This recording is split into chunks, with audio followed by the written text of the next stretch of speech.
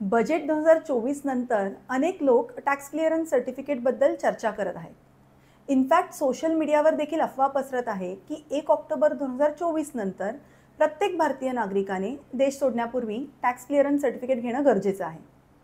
मग नेमकं tax clearance certificate म्हणजे काय आणि ते कोणी घेणं आवश्यक आहे हे मी तुम्हाला आजच्या व्हिडिओमध्ये सांगणार आहे, त्यामुळे हा व्हिडिओ पूर्ण बघा.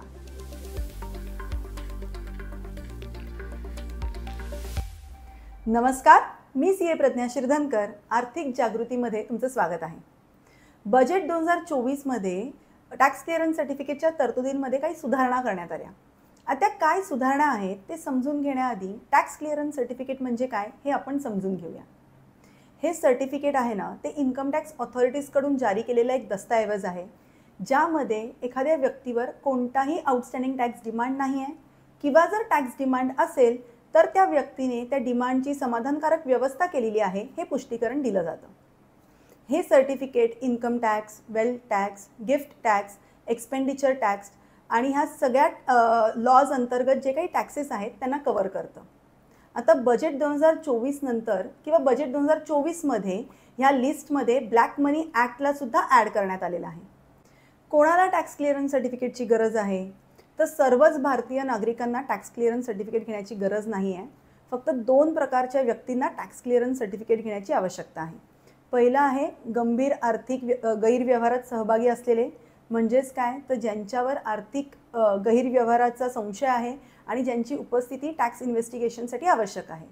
आणि दुसरे आहेत कर थकबाकी असलेले, म्हणजेच कोण तर ज्यांचा न भरलेला कर 10 लाखांपेक्षा जास्त आहे आणि ज्यांच्यावर कायदेशीर आक्षेप घेण्यात आलेला नाही आहे. तर ह्या 2 प्रकारच्या व्यक्तींना देश सोडण्यापूर्वी टॅक्स क्लिअरन्स सर्टिफिकेट घेणं आवश्यक आहे. महत्त्वाचं म्हणजे काय की टॅक्स क्लिअरन्स सर्टिफिकेट आवश्यक आहे की नाही हे income tax authorities case by case ठरवतात. मग आता टॅक्स क्लिअरन्स सर्टिफिकेटची आवश्यकता का आहे किंवा ह्यामागे सरकारचं काय उद्देश आहे? तर टॅक्स क्लिअरन्स सर्टिफिकेट काय करतं तर त्या व्यक्तीचं कर थकबाकी नसलेल्याचं प्रमाणपत्र म्हणून काम करतं. म्हणजेच काय तर त्या व्यक्तीचे सर्व टॅक्स ड्यूज सेटल्ड आहेत ह्याची खात्री होते. म्हणून मेन उद्देश काय तर कर थकबाकी टाळण्यासाठी आणि त्या व्यक्तीचा सर्व टॅक्स सेटल्ड आहे, म्हणजे त्यांनी देश सोडण्यापूर्वी सर्व टॅक्स सेटल्ड आहे ह्याची खात्री करून घेण्यासाठी हे टॅक्स क्लिअरन्स सर्टिफिकेट इश्यू केलं जातं. आणि इन्कम टॅक्स कंप्लायन्स मजबूत करण्यासाठी गव्हर्नमेंटने हे टॅक्स क्लिअरन्स सर्टिफिकेटचं पाऊल उचललेलं आहे. आता हे टॅक्स क्लिअरन्स सर्टिफिकेट कसं मिळवायचं? तर ह्याची प्रोसेस पूर्णपणे ऑनलाईन आहे. त्यासाठी तुम्हाला इन्कम टॅक्स पोर्टलवरती जावं लागेल.